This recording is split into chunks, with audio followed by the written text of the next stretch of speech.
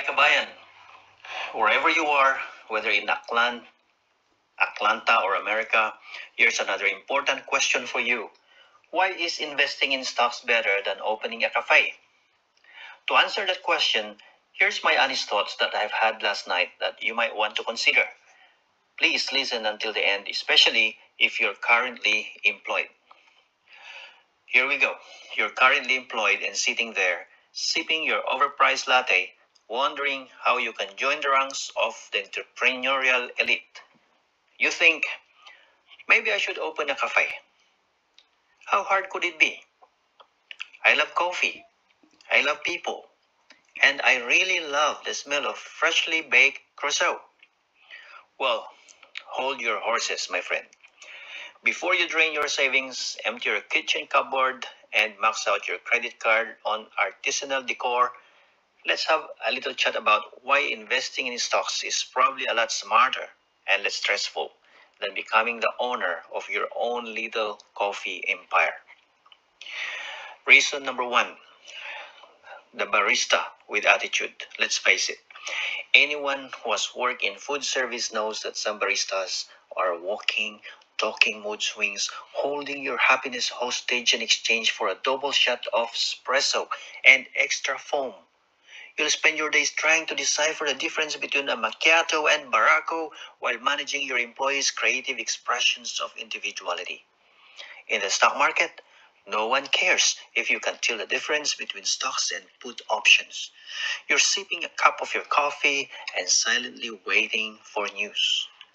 Here's the reason number two, worrying about morning rush. The chaos of morning rush. Imagine it's 7 a.m. You're in a cute little cafe and there's a line out the door. The pressure is on, my friend. Someone's demanding a half-cup venti soy milk latte with no foam, like it's some kind of a caffeine-infused sacrament. You can barely get the milk frother to work and you're already 3 espresso shots in the day, none of which are actually for you. With stocks, you just check your portfolio once in a while, preferably while in your pajamas without breaking a sweat. When your stock goes up, you're elated. When it goes down, you can calmly explain it away with terms like market correction or volatile sector, like the finance guru you were born to be. Much more peaceful, less screaming. Reason number three, you don't have to deal with coffee snobs. The connoisseurs, you know the type, the ones who turn their nose up on your brewed coffee and insist on single origin Guatemalan beans roasted under a full moon or some other niche demand that involves a small loan to fulfill. The pressure to get the perfect brew is real, my friends. In the stock market, however, the only thing you need to brew is your strategy. And even then, the only people judging you are other investors. And trust me, when your stock goes up 5%, no one cares whether you're using a fancy artisanal espresso machine or a regular drip coffee maker. There are no fancy mugs or ridiculous pour-over techniques required to make a profit. Here's reason number four. You won't go bankrupt after one bad day. Let's say your coffee machine breaks down on a Saturday morning. You try to fix it, only to make things worse. Customers are now demanding their latte in 3 minutes or less, and you're frantically Googling how to fix a commercial espresso machine while trying to convince a group of angry office workers that their macchiatos are totally worth a 30-minute wait. One bad day can quickly spiral into a financial nightmare. With stocks, one bad day is just part of the journey. The market goes up and down, but unless you're a really bad investor, it won't completely wipe you out. Sure, your stock may plummet by 10%, but at least you're not running around the back of your cafe trying to placate angry customers with free pastries you cannot afford. Here's reason number five. You don't have to write the world's most overused marketing slogans. It's hard to avoid the cliches when it comes to cafe marketing. You're forced to come up with names like Been There, Brewed That, or Cafe Latte Love. And that's before you even think about writing a mission statement about creating a community through coffee. Meanwhile, every other coffee or cafe is offering locally sourced organic fair trade beans and selling $7 toast with avocado that doesn't even come with a guarantee of enlightenment. In the stock world, your marketing strategy is simple. Buy low, sell high, and keep track of catalysts without the need to be an expert market analyst.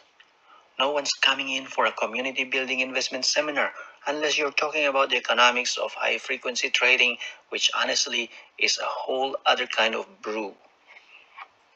Reason number 6, there is zero risk of spilling hot coffee on your lap.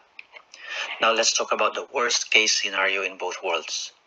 In your cafe, there's always the risk of hot coffee spilling on you, your customers, or the 3-year-old who's just learned how to throw things. A moment of distraction while frothing the milk, and bam, you're the proud owner of a burnt lap and a lawsuit from the now scolding toddler's parents. But when you're investing in stocks, the worst things that happen is you lose your small investment, which you can recover in future opportunities. You won't be covered in coffee, you won't get a lawsuit. You won't have to worry about hiring a lawyer and setting up a GoFundMe page to pay for your coffee-related injuries. And reason number 7, the price of the bean. The price of the good bean. Every cafe owner has had a moment where they realize their weekly supply of premium single origin beans costs more than the rent. Combine that with the rising cost of milk, sugar, and gluten-free pastries. Suddenly, your cute little side hustle feels more like a financial black hole. With stocks, they're infinitely more flexible. You can invest a little or a lot, preferably little, based on what your budget allows. You don't have to haggle over the price of a cup of coffee or worry that your latte art will actually cost you your retirement savings. Here's my final thoughts.